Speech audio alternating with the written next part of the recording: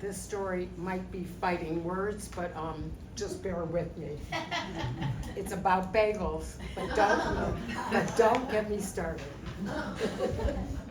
A couple decades back, come springtime, when old-style tenement windows stay open in the very early morning hours, the smell of bread baking would drift into my back window.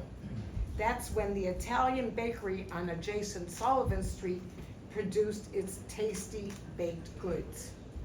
Time came when its Soho building was sold, and the bakery named Grand Daisy moved a half-mile south to Tribeca. The bakery weathered the commercial challenges of surviving COVID, and I became one of its most devoted fans, touting the sourdough or multigrain bread's great qualities. I've become the unofficial ambassador. Well, actually, it's the official ambassador. But this is not the story I'm going to tell. I will tell the story of another bakery that takes me back 6 decades to my hometown in Detroit, where I grew up. On Saturday mornings, some of my Jewish classmates and I attended junior congregation Sabbath services at a nearby synagogue, all part of our Jewish education. At the far end of the synagogue's block was a bagel factory that only sold freshly baked bagels. After services, my pals and I would go to the bagel factory where someone's parent would pick us up.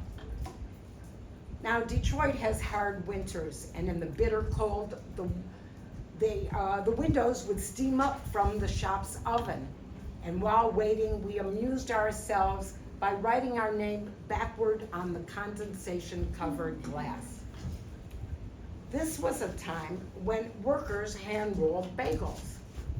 Now, having visited the back of the bagel shop often in those days, I know the whole process by heart, from a huge hunk of dough that came out of a mixer, to the cutting of long strips, to quickly shaping each bagel by hand, followed by many other steps before the dough hit the oven. This Detroit bagel factory's name was New York Bagel because the name Detroit Bagel had already been taken. And its locale at that time was at Schaefer and 7 Mile Road.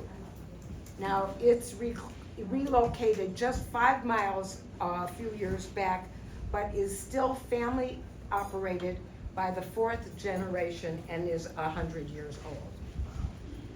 I always loved going to the bagel factory, and in junior high, I was hired to be a counter girl to sell bagels on Monday nights, sadly only one night a week, and sometimes on an occasional Sunday. Those days, a dozen bagels cost 84 cents. and it just, 84 cents. And it just simply took a penny, a nickel, and a dime to make change from $1. Imagine that bagels then were 7 cents a piece. I know, it's a long time ago, right? People mostly bought a dozen. It was a great job. Just steps behind the counter, customers would see the bagels coming out of the oven.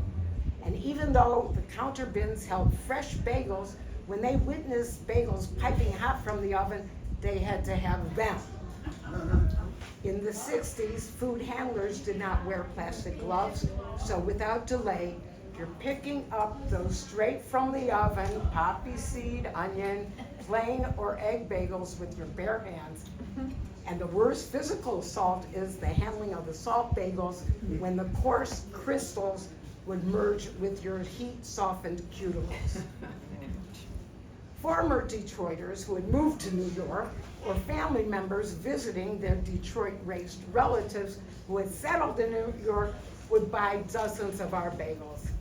We would double brown bag them for strength to carry on the plane to New York. These bagel buyers all believed that Detroit bagels tasted better than the ones that they could get in New York. And to this day, I maintain this is still the truth. Fighting words, I warned us. Now, from all these years of eating and working in the bagel factory, eating bagels and working at the bagel factory, I consider myself a bagel maven, and I know what a good bagel is. I know that bagels in New York City do not measure up to the bagels from Detroit.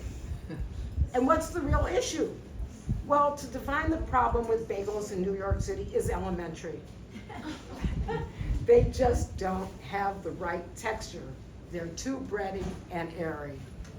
Shopper, if the counter staff in one of these delis or carpet bagging, or should I say carpet baking, bagel joints use descriptive words like fluffy and light, that is a red flag. That's a bad bagel. And a Google search called those bagels in New York bloated and pillowy. There should not be any air pockets. They must be dense and chewy, and bigger is not better. Now, do you want to know what my definition of a good bagel is? I'm sure you're all on the edge of your seat. Basically, a good bagel is one that you need good teeth, and tomorrow you can use it as a weapon.